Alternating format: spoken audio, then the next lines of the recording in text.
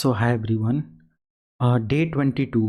आज इस वीडियो में हम लोग सीखने वाले हैं strengthening system security and hardening measures. Okay, तो कैसे हम सिस्टम की सिक्योरिटी को बढ़ा सकते हैं और कौन से ऐसे सिक्योरिटी लेयर्स हैं जो कि हार्ड कर सकते हैं ताकि किसी भी तरीके से इंट्रूडर या किसी भी मैलवेयर का अटैक हमारे सिस्टम, हमारे सर्वर, हमारे नेटवर्क पर कम से कम हो सके। तो इस वीडियो में पूरा प्रिंसिपल हम लोग समझेंगे जो भी सिक्योरिटी के लिए होता है। चैप्टर नंबर 15 है, वीडियो नंबर 22 है। एथिकल हैकिंग फुल कोर्स में यहाँ पर आपको कवर करा रहा हूँ। आइए इन सभी पॉइंट को डिस्कस करते हैं और कंटिन्यूअस वीडियोस आपको मिल रही हैं। चैनल को सब्सक्राइब, वीडियो को लाइक शेयर करें और कोई भी डाउट होता है तो कमेंट सेक्शन में पूछ लें, आपको रिप्लाई मिल जाएगा। अब बात करते हैं सिस्टम सिक्योरिटी को लेकर। तो सिस्टम हार्डनिंग फंडामेंटल्स क्या होता है? तो simple system hardening is the process of securing a system, है ना। इट इज़ अ प्रोसेस, यानी कि सिस्टम की सिक्योरिटी को हार्ड करना एक प्रोसेस है जिसके थ्रू हम क्या कर सकते हैं, सिक्योरिटी को इन्हांस करके जो भी अटैक सरफेस होते हैं उसको रिड्यूस कर सकते हैं, राइट।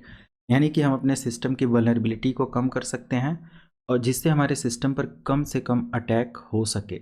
आज जितना ज़्यादा हमारा टेक्नोलॉजी अपडेट हो रहा है उतना ज़्यादा अटैक, हैक हमारे सिस्टम, हमारे नेटवर्क, हमारे मोबाइल, हमारे राउटर, हर जगह पर हमें देखने को मिलता है।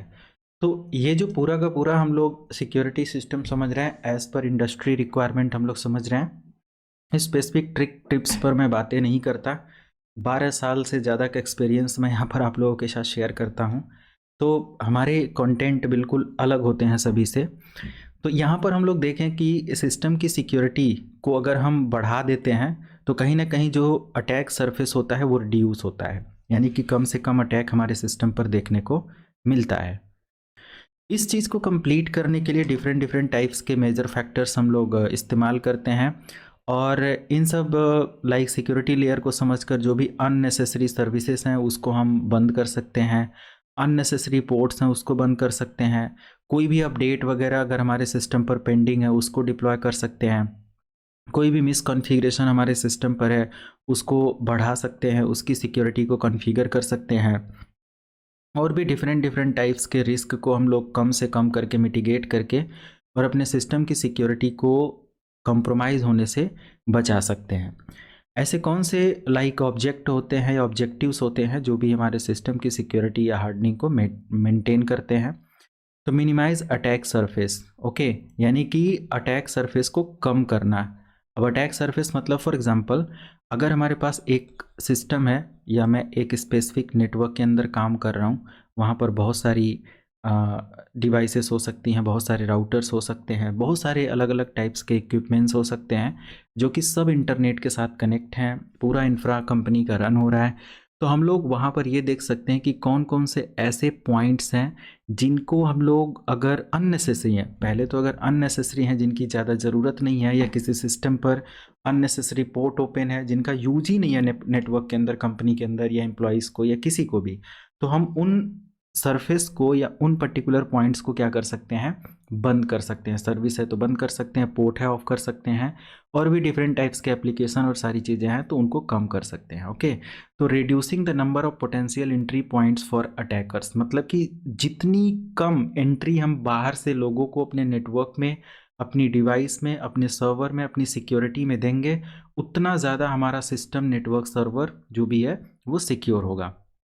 तो ऐसे एंट्रीज़ को हम लोग बंद कर देते हैं जिधर से अटैक करके आने के चांस होते हैं, हैकर के आने के चांस होते हैं।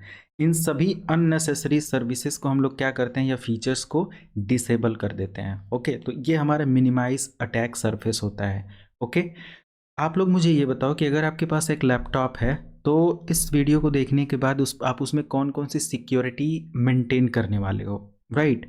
तो जो भी आपका आंसर होता है वो कमेंट सेक्शन में बता देना कि मैं अब अपने लैपटॉप में ये मेंटेन कर रहा हूँ, ताकि एक एक सिंपल सा वहाँ पर मैं भी आप लोगों को आंसर करूँगा, आप लोगों के कमेंट्स के साथ हम लोग भी डिस्कस करेंगे ताकि पता चले कि हाँ क्या समझ में आया। Enhance security postures, right. तो इम्प्लीमेंटिंग सिक्योरिटी कॉन्फ़िगरेशन, हम लोग क्या कर सकते हैं, सिक्योरिटी इम्प्लीमेंटेशन कर सकते हैं, कंट्रोल कम से कम दे सकते हैं ताकि एक्सप्लॉइटेशन हमारा कम हो सके। ओके, जितना कम कंट्रोल होगा लोगों का हमारे सिस्टम पर, बाहर से अंदर से जहाँ से भी, तो वो हमारे सिस्टम की सिक्योरिटी को इन्हांस करता है। मेंटेन सिस्टम इंटीग्रिटी, इंटीग्रिटी एक बहुत बड़ा टर्म है सिक्योरिटी के अंदर, राइट। तो यहाँ पर ये होता है कि maintain system integrity, ensuring the system remain operational and free from unauthorise modification और डैमेज। मतलब कि हम इस तरीके के इंटीग्रिटी को मेंटेन करें या किसी भी तरीके के अनऑथराइज मॉडिफिकेशन को कम कर दें, डैमेज होने के जो चांसेस हैं उसको कम कर दें, है ना। ये हमारा मेंटेनिंग और maintain system integrity. For example कभी कभी ये होता है कि हम अनऑथराइज तरीके से कोई साइट से कोई डेटा डाउनलोड कर लेते हैं, वहाँ हैकर बैठा होता है या उसका प्रोग्राम होता है, उसका मैलवेयर होता है, वो भी साथ में डाउनलोड हो जाता है। कभी कभी हम सेफ लोकेशन से डेटा डाउनलोड करते हैं अपने सिस्टम पर, उसके साथ या डेटा हमारा रास्ते में इंटीग्रिटी या उसका जो भी डेटा के अंदर है मॉडिफिकेशन हो जाता है और वो डेटा मैलवेयर से कॉम्प्रोमाइज़ हो जाता है। फाइनली सोर्स और डेस्टिनेशन ने तो सेफ प्लान किया था, बट कहीं ना कहीं इंटीग्रिटी भंग होने से या इंटीग्रिटी को मेंटेन ना होने की वजह से यहाँ पर हमारे सिस्टम के अंदर इस मैलवेयर, मतलब कि इस पैकेट के साथ मैलवेयर भी आ जाएगा और हमारा सिस्टम कॉम्प्रोमाइज़ हो सकता है। तो इन सब चीज़ों से हम अपने सिस्टम को सिक्योर कर सकते हैं, बचा सकते हैं।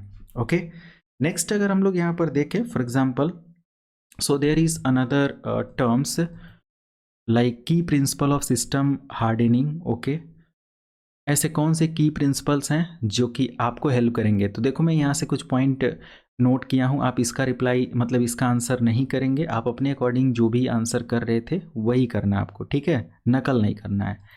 तो बात यहाँ पर होती है कि लिस्ट प्रिविलेज। ओके, कौन से ऐसे प्रिंसिपल्स को फॉलो करना है आपको? सबसे पहला लिस्ट प्रिविलेज। प्रिविलेज मतलब होता है अधिकार, कम से कम जितना अधिकार आप दोगे उतना ज़्यादा आपका सिस्टम सिक्योर होगा। जैसे कहने का मतलब, एक घर आप बनाते हो, घर में कोई भी आ रहा है कोई भी जा रहा है तो कोई भी सामान चोरी कर सकता है, ठीक है, बट जितना कम लोगों के आने का सोर्स होगा उतना कम वहाँ पर सिक्योरिटी रिस्क होगा, राइट।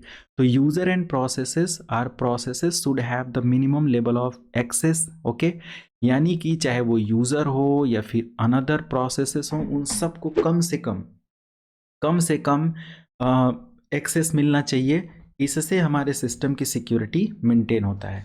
फॉर एग्जांपल अभी मैं यहाँ पर एक पीपीटी ओपन किया हूँ, इस पीपीटी एक्स पर मैं कुछ ड्रॉ कर रहा हूँ, कुछ लिख रहा हूँ, आपको समझा रहा हूँ। तो क्या मुझे आप बताओ एडमिनिस्ट्रेटर अकाउंट से अपने कंप्यूटर सिस्टम को लॉगिन करके काम करने की ज़रूरत है? नहीं ना।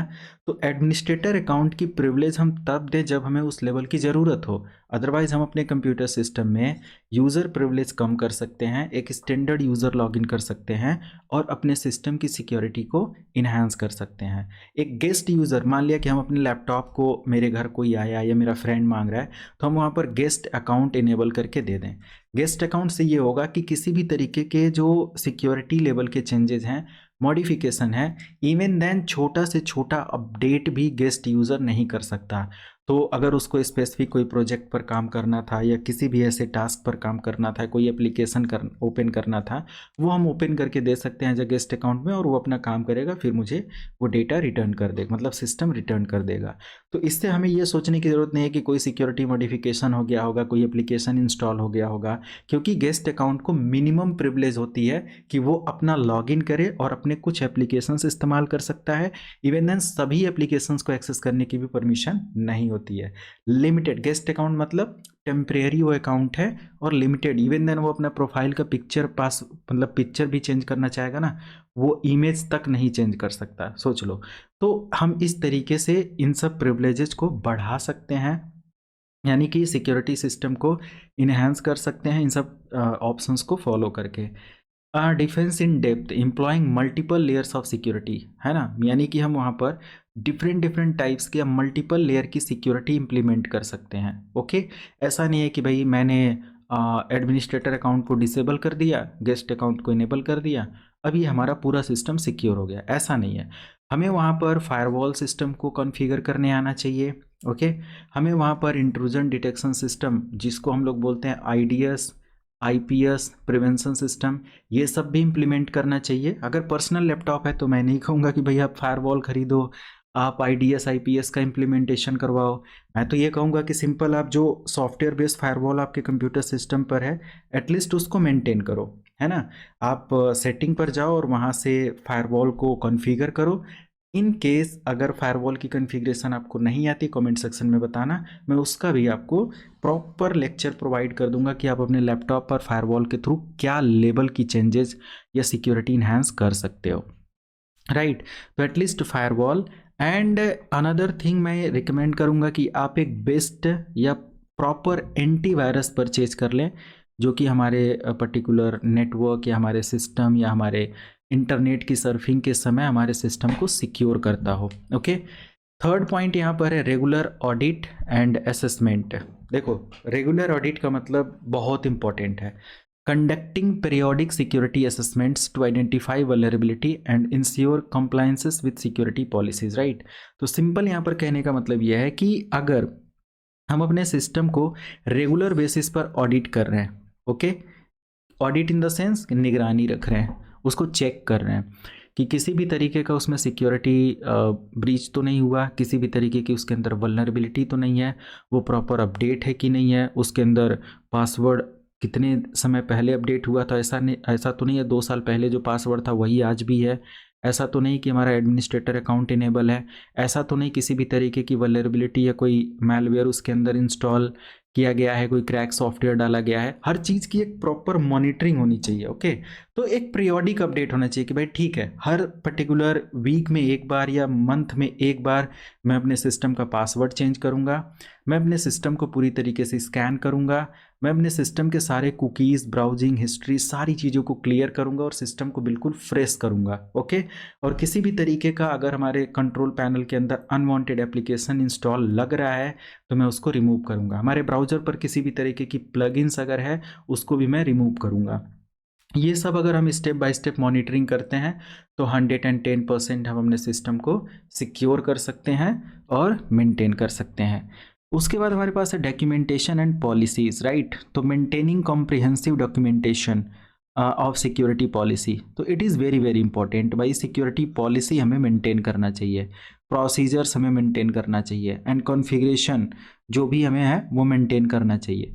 तो प्रॉपर सिस्टम की कॉन्फ़िगरेशन, उसकी चेकिंग, उसको अपडेट, उसकी वल्नरेबिलिटी चेकिंग, है ना, उसके अंदर एप्लीकेशन की चेकिंग, उसको एंटीवायरस से स्कैन करना, इनबिल्ट एंटीवायरस से स्कैन करना, है ना, फायरवॉल को चेक करना ऑफ तो नहीं हो गया है। ये सारी सिक्योरिटीज़ हम लोग आज अपने सिस्टम पर चेक कर सकते हैं और अपने सिस्टम को सिक्योर कर सकते हैं। ये नॉर्मल सिक्योरिटी की मैं बात कर रहा हूँ, मैं ये नहीं बात कर रहा हूँ कि भाई हमें यहाँ पर लाइक एस से अप्लाई करना है, हमें यहाँ पर फोर्टिगेट अप्लाई करना है, हमें यहाँ पर पोलो ऑल्टो अप्लाई करना है। इस लेवल की सिक्योरिटी तो हम लोग आगे पढ़ेंगे ही पढ़ेंगे। पूरा 2025 आप लोगों को इस लेवल तक मैं लेकर जाऊँगा कि इंडस्ट्री में आप यूं जॉब अप्लाई करके जॉब ले सकते हो, राइट। ये सारी चीज़ें हैं और ये इंडस्ट्री लेवल की ट्रेनिंग है, ध्यान रखना आप लोग, ठीक है। ऐसा नहीं है कि बस ट्रिक बेस्ड नॉलेज मैं देता हूँ यहाँ पर। तो मेरा कंटेंट बच्चों के समझ में तो नहीं आने वाला जो हैकिंग की तलाश में इंटरनेट पर या यूट्यूब पर वीडियो सर्च करते हैं, राइट, ये ध्यान देना। नेक्स्ट अगर हम लोग यहाँ पर देखें like OS and application security update. अब देखो, हम सभी लोग जब एक सिस्टम को परचेज करते हैं तो उसके अंदर एक ऑपरेटिंग सिस्टम इंस्टॉल करते हैं। अब वो ऑपरेटिंग सिस्टम या तो विंडोज़ का हो सकता है, वो ऑपरेटिंग सिस्टम या तो लिनक्स का हो सकता है, वो ऑपरेटिंग सिस्टम या तो फिर एप्पल का हो सकता है, ओके। अब इन तीन में से कभी कभी हम लोग क्रोम ऑपरेटिंग सिस्टम अपने कंप्यूटर सिस्टम पर इंस्टॉल करते हैं। तो क्रोम तो ना के बराबर है, आई थिंक 5% भी शायद यूज़र नहीं होंगे, बट विंडोज़ के देखा जाए तो 70-80% यूज़र हैं। आज एप्पल के साथ देखा जाए तो कुछ यूज़र हैं, लिनक्स यूज़र बहुत कम हमें देखने को मिलते हैं। बट ये जिनके पास काफ़ी स्ट्रॉन्ग टेक्निकल नॉलेज है वो लिनक्स को भी मैनेज कर सकते हैं। ऑपरेटिंग सिस्टम एक ऐसा डिवाइस एक ऐसा एप्लीकेशन है जो हमारे सिस्टम को यूज़ करने के लिए इस्तेमाल किया जाता है। मेन सिस्टम के जितने भी हार्डवेयर हैं, जो भी फंक्शन है, हम तभी इस्तेमाल कर पाते हैं जब उसके अंदर कोई ऑपरेटिंग सिस्टम पड़ा हो। ऑपरेटिंग सिस्टम के अंदर अगर वल्नरेबिलिटी है तो हमारा सिस्टम 100% हैक हो सकता है। हमारे सिस्टम पर रैंसम अटैक हो सकता है बहुत आसानी से अगर हमने प्रॉपर प्रिकॉशन आज के समय पर इस्तेमाल नहीं किया तो। रैंसम अटैक एक बहुत कॉमन अटैक है, किसी के भी सिस्टम पर इंटरनेट पर अनवांटेड सर्च करने से हो जाता है। तो OS and application security updates are critical component of system hardening, right, keeping software up to date. अगर हम अपने सॉफ्टवेयर को अप टू डेट रखते हैं, रेगुलर बेसिस पर अपने विंडोज़ या अपने लिनक्स को अपडेट करते हैं, उसके अंदर कोई पैच आया हुआ है उसको हम प्रॉपर अपडेट कर देते हैं। ऐसा नहीं कि भाई अपडेट आज आया हुआ है मैं उसको 1 महीने बाद अपडेट कर रहा हूँ। मैं अपने सिस्टम को इंटरनेट तो यूज़ कर रहा हूँ बट मैं क्रैक सॉफ्टवेयर उसके अंदर इंस्टॉल कर रहा हूँ, ये सारी चीज़ें हैं। और क्रैक विंडो आप डालने की कोशिश कर रहे हो, आजकल जो चीज़ हमें फ्री में मिल रही है हमें उसको क्रैक ढूंढने की ज़रूरत ही नहीं है, राइट। तो हम अपने सिस्टम को प्रॉपर अपडेट करके, अप टू डेट करके अपने सिस्टम की वल्नरेबिलिटीज़ को सिक्योर कर मतलब कि कम कर सकते हैं, और उसको उसका शोषण होने से या उसका एक्सप्लॉइट होने से या उसको उसको अटैक हैक होने से हम लोग बचा सकते हैं। इसके लिए क्या करना होगा, वल्नरेबिलिटी मीन्स जो भी कमियां हैं उसको कम करने के लिए हमें क्या करना पड़ेगा, security update is very very important. अगर हमारे सिस्टम पर सिक्योरिटी अपडेट आया है तो हमें उसको तुरंत करना चाहिए। अगर हमारे सिस्टम पर फायरवॉल का अपडेट है तुरंत करना चाहिए। अगर हमारे सिस्टम पर किसी भी तरीके की वल्नरेबिलिटी डिटेक्ट हो रही है, लास्ट वीडियो में मैंने वल्नरेबिलिटी एनालिसिस दिखाया था नेक्सस के थ्रू, नेक्सस पर अगर और वीडियो चाहिए तो मैं आपको बना दूंगा। इसके बाद नेक्सस का पूरा मैं प्रोसेस स्टार्ट करता हूं जो वल्नरेबिलिटी एनालिसिस में, इंसिडेंट रिस्पॉन्स में आपको हेल्प करेगा। PRTG से लेके स्प्लंक और बहुत सारे टूल में इस्तेमाल करूंगा, but yes, security update is very very important and patch the vulnerability. Security update या जो भी वल्नरेबिलिटी है ना उसको अगर हम अपडेट कर लेते हैं, मान लिया सिंपल आपने अपने ऑपरेटिंग सिस्टम को आज अपडेट कर लिया, तो ये सोच लो कि हमारा सिस्टम लगभग में सिक्योर हो गया, क्योंकि उसके अंदर किसी भी तरीके की कमी रही होगी तो हमारे पर्टिकुलर डेवलपर इसी पर्टिकुलर सिक्योरिटी के लिए काम करते हैं। टेस्टिंग के बिहाफ पर जो भी उनको फीडबैक मिलता है उस पर वो लोग उस सिक्योरिटी को फिक्स करते हैं, पैच करते हैं, राइट। तो ये हमारे सिस्टम को अटैक या सिस्टम को हैक होने से बचाता है। फीचर इम्प्रूवमेंट, तो अपडेट क्या करता है, हमारे सिस्टम के फीचर को भी इम्प्रूव करता है, नए नए फीचर प्रोवाइड करता है, सिक्योरिटी लेबल्स प्रोवाइड करता है। अगर मान लिया कि आज के समय पर किसी भी तरीके का अटैक बहुत पॉपुलर है तो उससे रिलेटेड हमारे सिस्टम के लिए अपडेट आएगा और हमारा सिस्टम उस अटैक से बच सकता है ना, क्योंकि नए नए अटैक हैक होते रहते हैं और अगर उसके लिए डेवलपर काम ना करें तो हमारे सिस्टम तो यूं ही हैक हो जाएंगे, राइट। कभी भी हमें पुराने ऑपरेटिंग सिस्टम या पुराने एप्लीकेशन को इस्तेमाल नहीं करना चाहिए। कभी कभी ये होता है कि हमारे पास एक सिंपल मोबाइल की अगर हम लोग बात करें तो कभी कभी ये होता है कि हमारे पास मोबाइल तो है बट उसके अंदर जो एंड्रॉयड का रनिंग वर्जन है वो 9 है। आज के समय पर 2025 में कितने लोग एंड्रॉयड वर्जन 9 या 10 पर काम कर रहे हो। 10 और 11 तक की मैं बात करूं तो बहुत ज़्यादा वल्नरेबल है। 11 तक का अगर आप एंड्रॉयड का वर्जन इस्तेमाल कर रहे हो तो मोर वल्नरेबल है वहाँ पर, ये ध्यान रखना। उसका सिक्योरिटी अपडेट आज नहीं मिलने वाला है ना, या बहुत मिनिमम अपडेट मिलेगा, लंबे समय के बाद अपडेट वहाँ पर मिलेगा। तो ये चीज़ है। और आज मुझे ये बताओ कंप्यूटर सिस्टम के अंदर कौन विंडोज़ 8 और विंडोज़ 7 इस्तेमाल कर रहा है। अगर किसी के सिस्टम पर वो एक्टिवेटेड या सिंपल इस तरीके का है तो भी मैं कहूँगा कि आप अपने सिस्टम के ऑपरेटिंग सिस्टम को, अपने मोबाइल को अपग्रेड करो। अगर उसके अंदर आप कॉन्फिडेंशियल इंफॉर्मेशन रखते हो, प्राइवेट इंफॉर्मेशन रखते हो, so it is very very important to keep up to date with latest operating system. इससे हमारे सिस्टम की जो सिक्योरिटी है वो मेंटेन होगी, हमारी डिवाइस कॉम्प्रोमाइज़ होने से बचेगा। कंप्लायंस रिक्वायरमेंट की अगर हम लोग बात करें तो रेगुलेटरी या सिंपल हम लोग बोलें कि फ्रेमवर्क अपडेट हमें ज़रूरी है। कोई भी तरीके का फ्रेमवर्क अपडेट आता है, फ्रेमवर्क एक ऐसा फर्मवेयर बोल सकते हैं, है ना, यानी कि हमारे किसी भी कंप्यूटर सिस्टम या किसी भी ऐसे डिवाइस का जो प्राइमरी ऑपरेटिंग सिस्टम है उसका अपडेट भी हमें करना ज़रूरी है। हम सब लोग विंडोज़ को अपडेट तो कर लेते हैं, बायोस अपडेट नहीं करते। कितने लोगों ने अपने लैपटॉप पर 3-4 साल से अगर लैपटॉप इस्तेमाल कर रहे हो, 4 साल 5 साल, तो कितनी बार बायोस अपडेट किया होगा, या कभी नहीं किया? कभी नहीं किया तो कमेंट में 6 बताओ कि मैंने अपने बायोस को कभी भी अपडेट नहीं किया। मुझे पता ही नहीं बायोस अपडेट करना होता है। बायोस अपडेट करना होता है, कहाँ से करना होता है, तो मैं उसका रिप्लाई भी दूंगा और उसका प्रॉपर सोल्यूशन भी प्रोवाइड करूंगा। आप अपने सिस्टम का मॉडल नंबर वहाँ पर बता दो, प्रॉपर गाइड के साथ मैं उस पर अपडेट आपको प्रोवाइड करूंगा। ओके, अगर आप यहाँ तक वीडियो देख रहे हो तो बहुत सारे लोग बस यही चाहते हैं कि भाई व्हाट्सअप कैसे हैक होगा, वो यहाँ पर ट्रिक बता दी जाए तो उनके लिए वो बस बहुत बढ़िया है। कमेंट में बोलेंगे यार सर मैं तो आज व्हाट्सअप हैक करना सीख गया, राइट, बट वो काम की चीज़ें नहीं सीखेंगे, राइट। ये सारी चीज़ें हैं, तो it is very very important to update the patches for firmware as well as for operating system. Okay, तो हर तरीके से फर्मवेयर, ऑपरेटिंग सिस्टम, सारी चीज़ों को आपको अपडेट करना है। नेक्स्ट बात करें बेस्ट प्रैक्टिसेस। अब प्रैक्टिस की बात करें तो yes, always enable automatic update. भाई डेटा ही तो ख़त्म होगा, अगर आज हम अपने सिस्टम को ऑटोमेटिक अपडेट पर लगा रखे हैं तो हमें अपडेट करने की ज़रूरत ही नहीं। अगर हम भूल भी जाते हैं तो हमारा सिस्टम ऑटोमेटिक 24 घंटे, 6 घंटे, 2 घंटे, 5 घंटे, जैसा भी आपने सेटअप किया है उस समय पर ऑटोमेटिक अपडेट को चेक कर लेगा और कोई भी अपडेट आया होगा तो उसको फिक्स कर लेगा।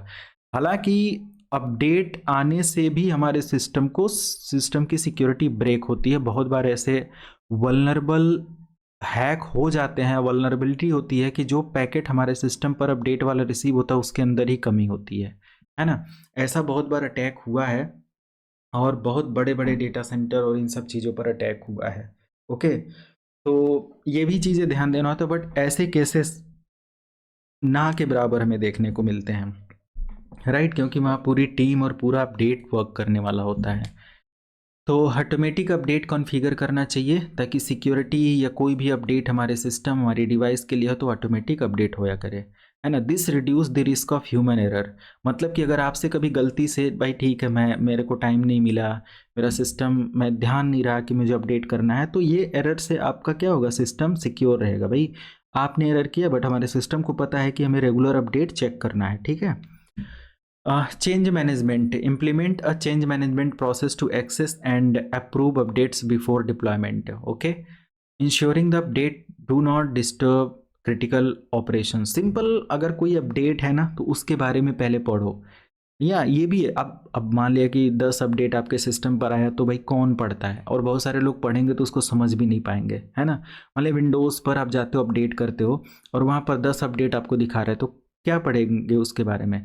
तो एटलीस्ट आप थोड़ा बहुत उसके बारे में रिसर्च कर लो, या मोबाइल का कोई भी अपडेट आया है, क्या है कैसे है। हो सकता हो कि आप अपडेट कर दो, आपके सिस्टम के कंपोनेंट काम करना बंद कर दें, वो उतना ज़्यादा रिलायबल ना हो। शायद वो अपडेट दिया गया हो कि ठीक है अगर आपका इस वर्जन का या ये हार्डवेयर लगा है तब आप उसको अपडेट करो। अभी रिसेंटली जैसे मैं बताऊं तो मेरा जो ब्लूटूथ डिवाइस है वो काम करना बंद कर दिया था, विद इन 2 डेज़ हुआ अभी, ठीक है। तो सारी डिवाइसेस ऑटोमेटिक डिस्कनेक्ट हो गई, तो मैंने देखा कि बैकएंड में हमारा अपडेट लगा हुआ है और अपडेट की वजह से फिर मैंने माइक्रोसॉफ्ट के साइट पर उसके आर्टिकल के बारे में पढ़ा, तो वहाँ पर था कि स्पेसिफिक अगर आपका पुराना इस अपडेट के बाद आपका हो सकता हो ड्राइवर ब्लूटूथ का काम करना बंद कर दे। तो मैंने क्या किया, अपने कंप्यूटर सिस्टम, इसी कंप्यूटर का जिससे मैं आपको पढ़ा रहा हूँ, इसी से मैंने इसकी वेबसाइट पर विजिट किया और यहाँ वेबसाइट से मैंने इसके ब्लूटूथ का ड्राइवर इंस्टॉल किया और उसको सेव भी कर लिया परमानेंटली, ताकि मैं दोबारा इस तरीके का अगर अपडेट से कोई हमारा हार्डवेयर कंपोनेंट काम करना बंद करता है तो मैं उससे अपने सिस्टम को इंस्टेंटली रिकवर कर पाऊँ, ठीक है। तो मैंने उसको जस्ट अपडेट डाउनलोड किया ऑफिशियल वेबसाइट से और उसका वर्जन इंस्टॉल किया तो हमारा दोबारा से तुरंत काम करना स्टार्ट किया। ये भी सारी चीज़ें हमें देखना होता है, ओके।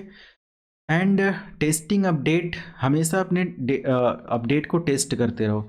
आप कहोगे कि मेरे पास एक ही लैपटॉप है, मैं टेस्ट कैसे करूं, तो आप अपना, अगर मान लिया विंडोज़ 11 आज आप इस्तेमाल करते हो और विंडोज़ 11 का आज एक अपडेट आता है कि विंडोज़ 11 का 22H2 की जगह कुछ और आ गया, 23H2, 24H2 या कुछ और ऐसा कुछ आ रहा है, या 24H2 ऑलरेडी चल रहा है और कुछ आ गया, तो फिर आप कैसे लाइक इंश्योर करोगे कि हमारे सिस्टम के लिए परफेक्ट है। तो आप अपने सिस्टम से सिस्टम के सेम वर्जन के ऑपरेटिंग सिस्टम को वर्चुअल मशीन में इंस्टॉल करो और आप उसको टेस्ट कर सकते हो। बट आप कहोगे इतना मुझे क्यों करना, तो कंपनी के अंदर ये सब सेटअप किया जाता है, एक सिस्टम पर उसको टेस्ट कर लिया जाएगा और वहाँ सारी चीज़ें परफेक्टली काम कर रही हैं, कोई भी तरीके का सिक्योरिटी प्रॉब्लम नहीं है, किसी भी तरीके का सॉफ्टवेयर प्रॉब्लम नहीं है, कॉम्पेटेबल है, सारे हार्डवेयर काम कर रहे हैं, फिर उसको अनदर 200-500 कंप्यूटर्स जो भी कंपनी में लगे हुए हैं सभी पर अपडेट डिप्लॉय किया जाता है।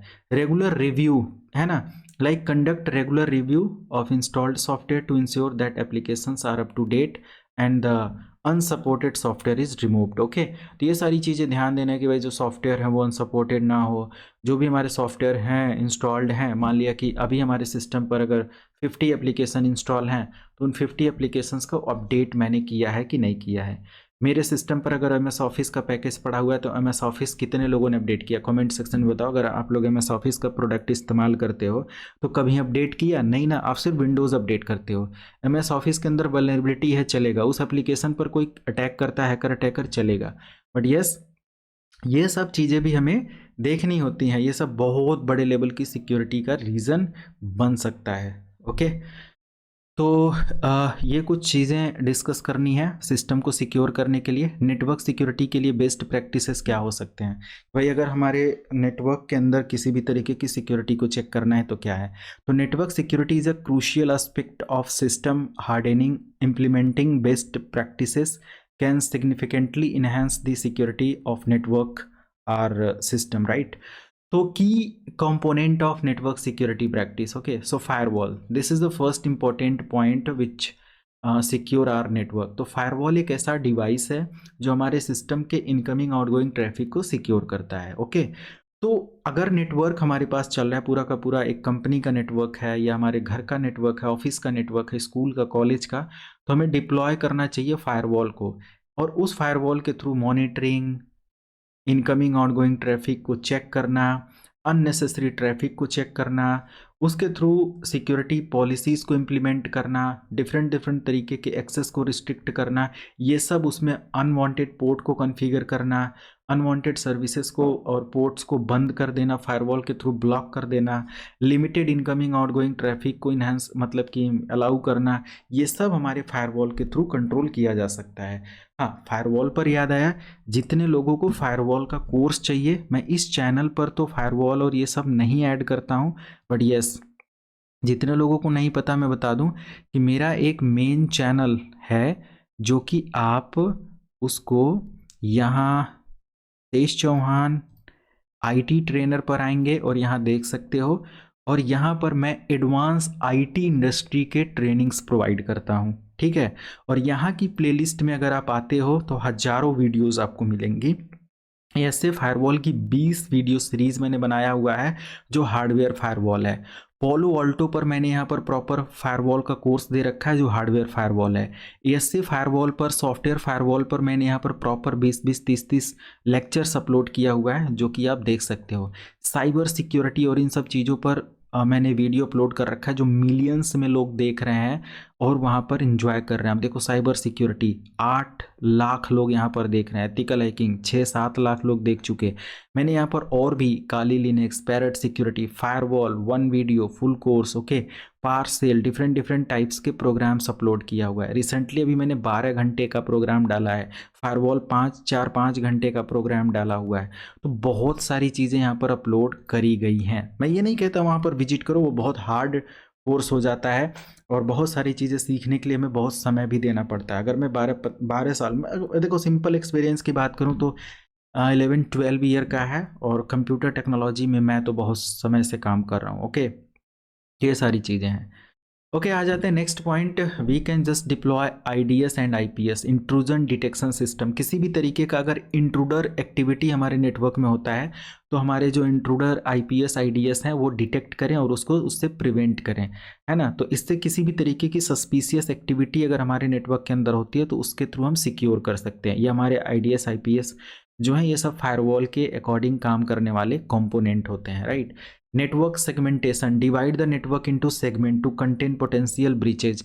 अब ऐसा नहीं है कि अगर 200 कंप्यूटर आपको ऑपरेट करने तो एक ही नेटवर्क के अंदर रखो। हो सकता हो कि आप अच्छे नेटवर्क की कॉन्फ़िगरेशन कर सको, अलग अलग स्विचेज इंप्लीमेंट करो, है ना। उन स्विचेज के अंदर वीलैन का कॉन्सेप्ट अप्लाई कर दो, उन स्विचेज के अंदर और भी कुछ कॉन्फ़िगरेशन कर दो, है ना। और उन स्विचेज पर मैक बाइंडिंग आप कर दो, उन स्विचेज पर किसी भी तरीके का लाइक डीएससीपी और इस तरीके की कॉन्फ़िगरेशन करो, लिमिट कर दो अपने डीएससीपी को, कोई भी आईपी ना रिसीव कर पाए, मैक एड्रेस के अकॉर्डिंग डीएससीपी को बाइंड कर दो। बहुत सारे तरीके से हम नेटवर्क के अंदर इम्प्लीमेंटेशन सिक्योरिटी का कर सकते हैं। हालांकि ये सब टॉपिक मुझे नहीं लगता कि हमारी जो ऑडियंस अभी यहाँ पर है वो किस लेवल की है। तो कमेंट सेक्शन में यार आप लोग बताओ कि आपका क्या लाइक सिक्योरिटी बैकग्राउंड है, आपका कंप्यूटर बैकग्राउंड क्या है, ताकि मैं उस लेवल पर कंटेंट आपको डिलीवर करूं या उस लेवल पर समझाने की कोशिश करूं। अभी तो मैं बिल्कुल बेसिक लेवल की बातें कर रहा हूं, राइट। सो नेटवर्क सेगमेंटेशन जरूरी है कि आप वीलैंस वगैरह को बना दो ताकि अलग अलग नेटवर्क डिपार्टमेंट बन जाए। एक डिपार्टमेंट में प्रॉब्लम हो तो दूसरे डिपार्टमेंट से उससे कोई मतलब ना रहे, दूसरा डिपार्टमेंट कम से कम सेफ एंड सिक्योर रहे। रिमोट एक्सेस वगैरह है तो उसको सेफ एंड सिक्योर रखें, है ना। Secure remote access means VPN वगैरह का इस्तेमाल करें ताकि हमारा जो रिमोट एक्सेस है वो सेफ एंड सिक्योर रहे।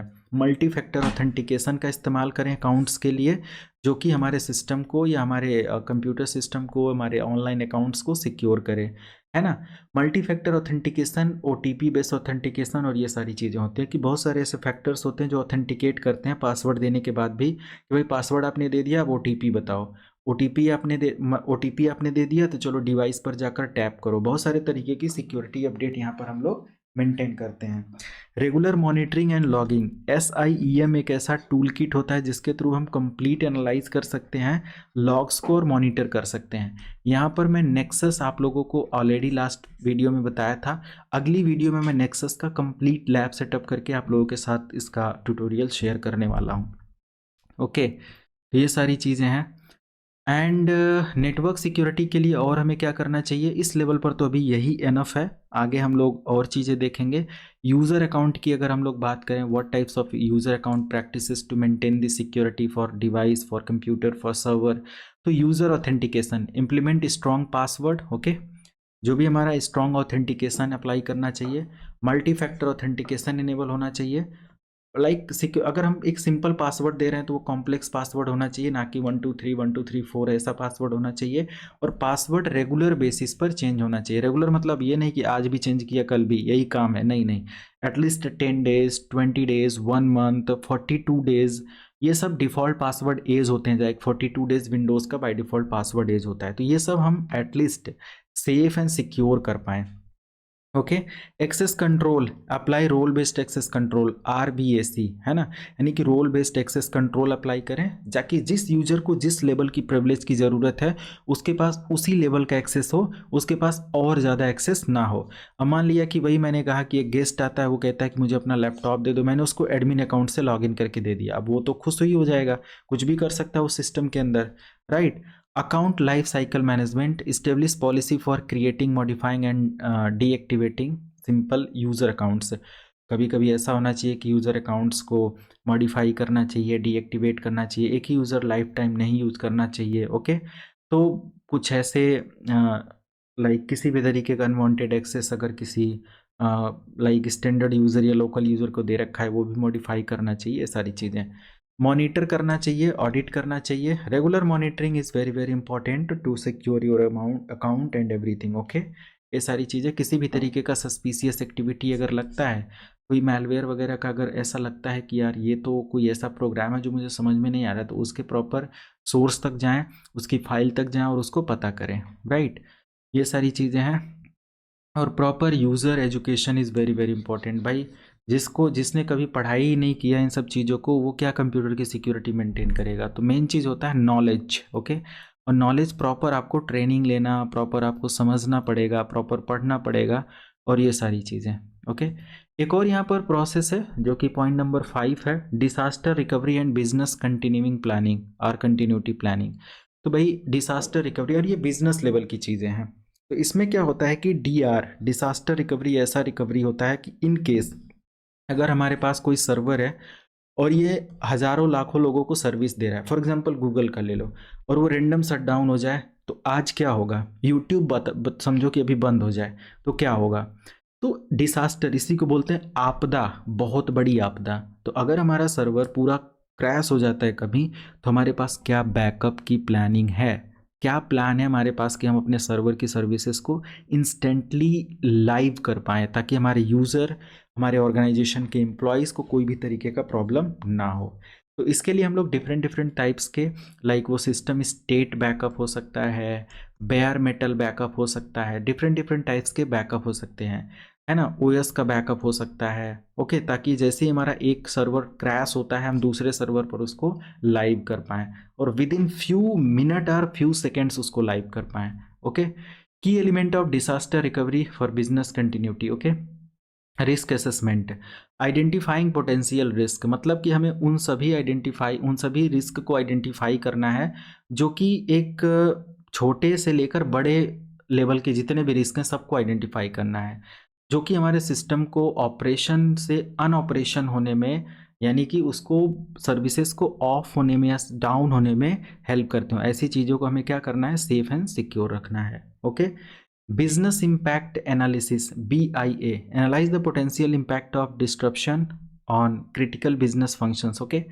तो ये सबसे इम्पोर्टेंट चीज़ होता है कि भाई किसी भी तरीके का अगर हमारे बिजनेस को डिस्टर्ब करने के लिए इम्पैक्ट करता है कोई भी ऐसी सर्विस या कोई ऐसा वल्नरेबिलिटी मुझे लग रहा है एज पर उस लेवल का, कि भाई लग जाता है उस लेवल पर, जब आप काम करते हो तो पता चल जाता है कि हमारे सिस्टम की वीकनेस है। और बहुत से ऐसे टूल हम इस्तेमाल कर रहे होते हैं जिससे हमें पता चल जाता है कि ये वीकनेस हो सकता है, तो उसको हम सिक्योर एंड सेफ कैसे करें, राइट। ये सारी चीज़ें हैं। डेटा का रेगुलर बैकअप हम ले सकते हैं, ओके। अल्टरनेटिव वर्क लोकेशन वगैरह हम रख सकते हैं, like establishing alternative work site for employ in case of office unavailability, okay. Testing and drills, simple regular update, regular test, regular discovery, regular scanning, regular patch deployment and disaster के लिए like backup, ये सारी चीज़ें अगर हमारा process है तो हम अपने बिजनेस को सेफ एंड सिक्योर कर सकते हैं। और बड़े लेवल के बिजनेसेस के लिए firewall, IDS, IPS, alert system, syslog server, है ना, डिफरेंट डिफरेंट टाइप्स के लॉगिंग एक्टिविटीज़ को मॉनिटर करने के लिए उस पर SMTP कॉन्फ़िगरेशन होना चाहिए ताकि इंस्टेंटली मेल डिलीवर हो जाए हमारे सिस्टम पर, तो हमारे बिजनेस का या हमारे सर्वर का जो सर्विस डाउन होने वाला है वो हमें पता चल जाए। और ये सारी चीज़ें हैं।